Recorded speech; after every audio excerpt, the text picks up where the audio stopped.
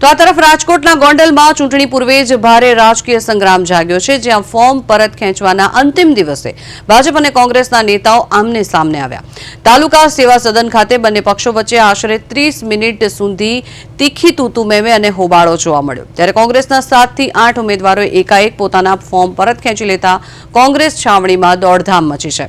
આ ખેંચતાણ વખતે ભાજપના 12 ઉમેદવારો અત્યાર સુધીમાં બિનહરીફ જાહેર થયા છે અને હજુ પણ આ આંકડો વધે તેવી શક્યતાઓ જોવામાં આવી રહી છે। ત્યારે કોંગ્રેસે ડેપ્યુટી કલેક્ટરને રજૂઆત કરી ભાજપ પર ડરાવી ધમકાવીને બળજબરીથી ફોર્મ પરત ખેંચવાના આક્ષેપ પણ કરવામાં આવ્યા છે। તો બીજી તરફ રાજેન્દ્રસિંહ જાડેજાએ આ આક્ષેપો ફગાવતા જણાવ્યું કે ખોટી સહીઓને કારણે થઈને ફોર્મ રદ થયા છે અને અન્ય ઉમેદવારોએ વિકાસ જોઈને સ્વૈચ્છિક ફોર્મ પરત ખેંચ્યા છે। તો આ પરિસ્થિતિ વણસતા પોલીસ કાફલો તાત્કાલિક સ્થળ પર પહોંચ્યો અને મામલો ઠાળે પાડ્યો છે। વધુ માહિતી મેળવીએ સંવાદદાતા આશીષ મહેતા જોડાયા છે। આશીષ, આ તરફ રાજકોટમાં બી ફરી આ પ્રકારની જ ઘટના બની છે। આજે છેલ્લો દિવસ છે ફોર્મ પરત ખેંચવાનો અને આજના દિવસે જ ફોર્મ પરત ખેંચવામાં આવ્યું। ફરી અહીંયા કોઈ અન્ય સમીકરણો જોવા મળી રહ્યા છે કે કેમ?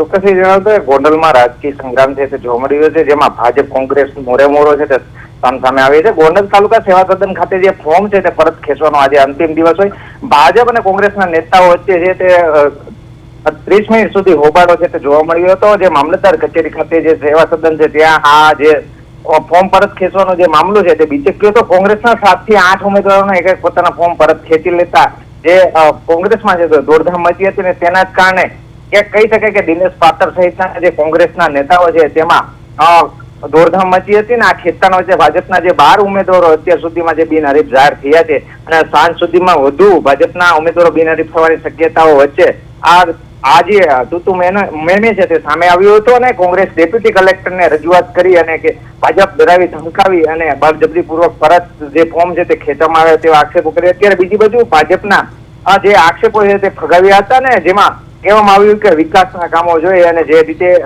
કોંગ્રેસના જે ઉમેદવારો છે તે ફોર્મ ખેંચી રહ્યા છે।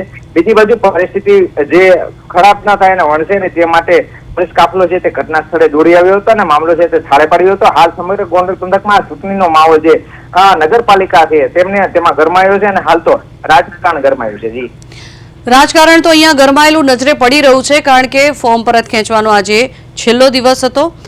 આભાર આશીષ સમગ્ર માહિતી બદલ। તો ગોંડલ તાલુકાની આ પરિસ્થિતિ, આ દ્રશ્યો જે આપ જોઈ રહ્યા છો